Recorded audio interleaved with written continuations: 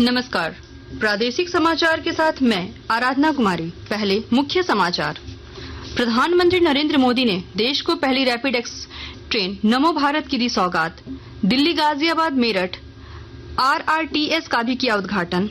वित्त मंत्री निर्मला सीतारमण ने कौटिल्य आर्थिक सम्मेलन को किया संबोधित। बहुपक्षीय संस्थानों की भूमिका और कर्ज के बढ़ते बोझ पर जताई चिंता। राज्य के 864 पदों पर नियुक्ति के लिए JSSC ने तारीखों में किया संशोधन।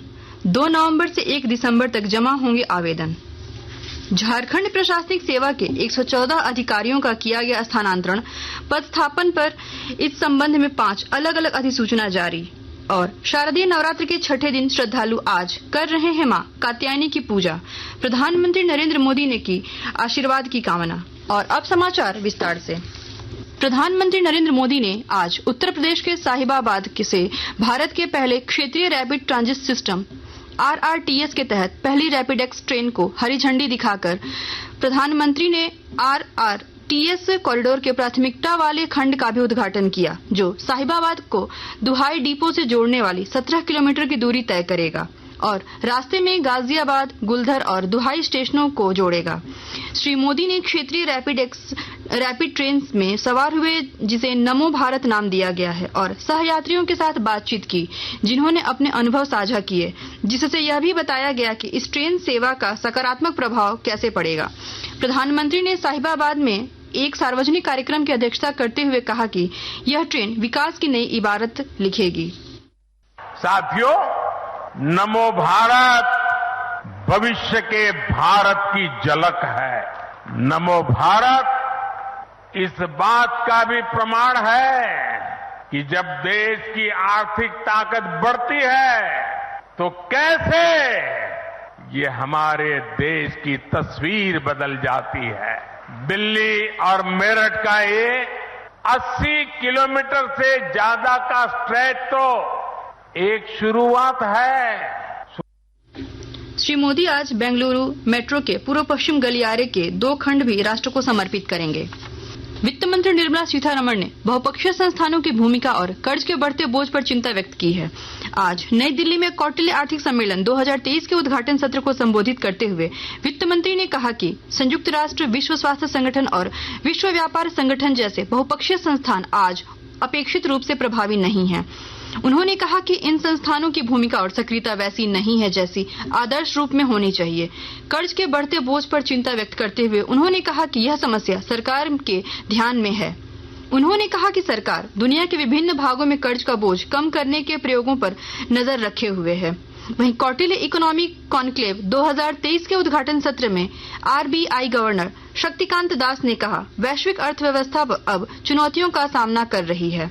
सबसे पहले मुद्रास्फीति में धीमी गति से कमी, जो बार-बार और ओवरलैपिंग झटके से बाधित हो रही है।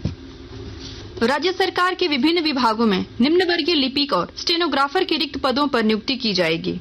इसके लिए आज से आवेदन मांगा गया था। JSSCA ने आवेदन की तिथियों में संशोधन किया है। झारखंड इंटरमीडिएट स्तर संयुक्त प्रतियोगिता परीक्षा के लिए अब 2 नवंबर से 1 दिसंबर तक आवेदन जमा होगा। 4 दिसंबर तक परीक्षा शुल्क का भुगतान, फोटो और हस्ताक्षर अपलोड किया जाएगा। मेरी माटी मेरा देश कार्यक्रम के अंतर्गत चतरा जिले के विभिन्न प्रखंडों में कार्यक्रम चलाए जा रहे हैं। इसी कड़ी में कल जिले के हंटरगंज प्रखंड कार्यालय परिसर में कार्यक्रम का आयोजन किया गया। CRPF 109 C वाहिनी और नेहरू युवा केंद्र चतरा की ओर से आयोजित इस कार्यक्रम में बड़ी संख्या में स्कूली बच्चे शामिल हुए। कार्यक्रम का शुभारंभ बच्चों के द्वारा प्रभात फेरी निकाल कर की गई।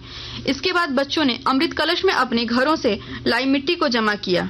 इसी तरह जिला मुख्यालय के चतरा परिसर में मेरी माटी मेरा देश कार्यक्रम के तहत अमृत कलश यात्रा निकाली गई। कार्यक्रम में कॉलेज के छात्रों ने अपने घरों से लाई मिट्टी को अमृत कलश में जमा किया। कार्यक्रम में बतौर मुख्य अतिथि जिला परिषद उपाध्यक्ष बिरजू तिवारी, CRPF के उप महानिदेशक अजय कुमार, CRPF कमांडेंट राम भरोसे, जिला युवा खेल पदाधिकारी ललिता कुमारी गंधरिया, पंचायत की मुखिया अनीता देवी समेत बड़ी संख्या में छात्र छात्राएं मौजूद थे। आकाशवाणी के ताजा तरीन समाचारों के लिए आप हमारी वेबसाइट news.air.com पर लॉग ऑन कर सकते हैं।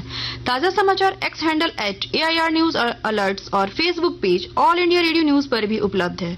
आप प्रादेशिक समाचार एकांश के एक्स हैंडल @AIR न्यूज _ और फेसबुक, इंस्टाग्राम पेज तथा YouTube channel AIR news Ranchi पर भी हमारे बुलेटिन सुन सकते हैं।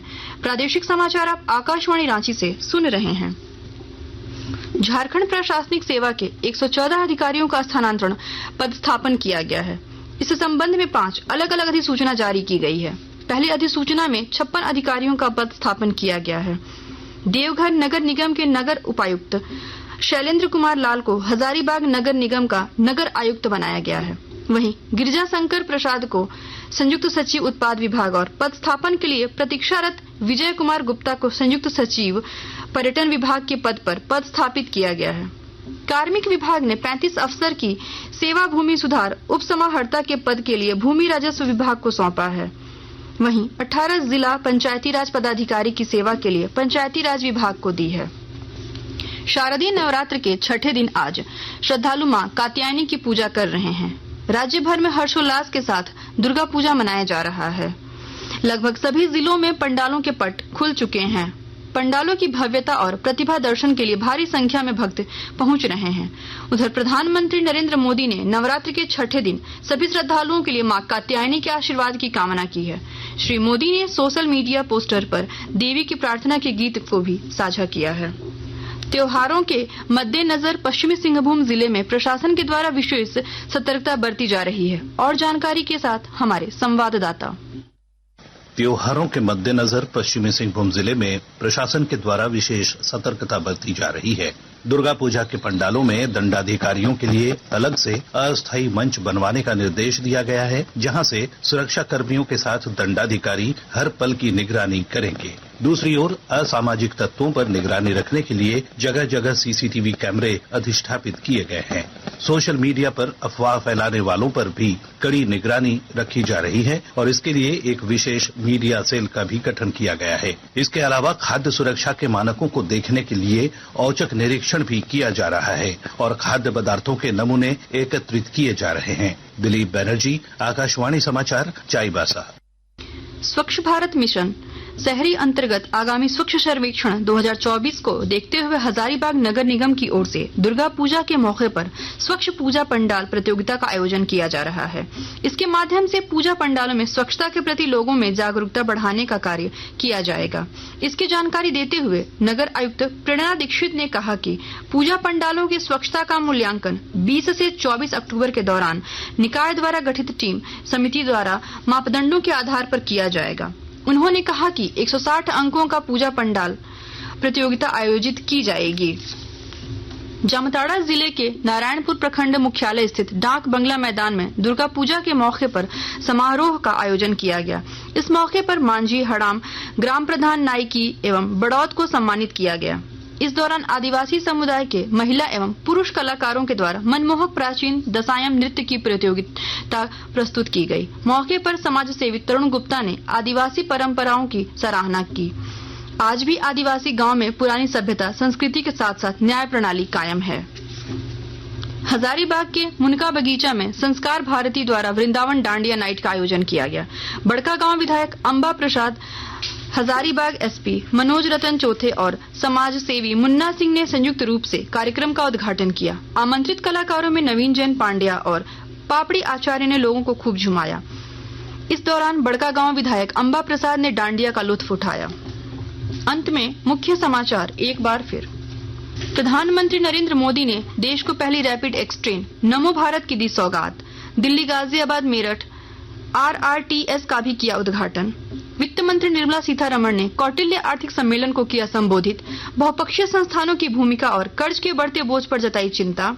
राज्य के 864 पदों पर नियुक्ति के लिए JSSC ने तारीखों में किया संशोधन। 2 नवंबर से 1 दिसंबर तक जमा होंगे आवेदन।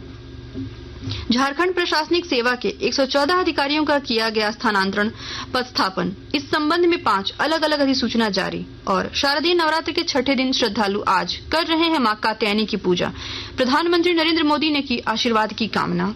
इसके साथ ही आकाशवाणी रांची से प्रादेशिक समाचार का ये बुलेटिन समाप्त हुआ। नमस्कार।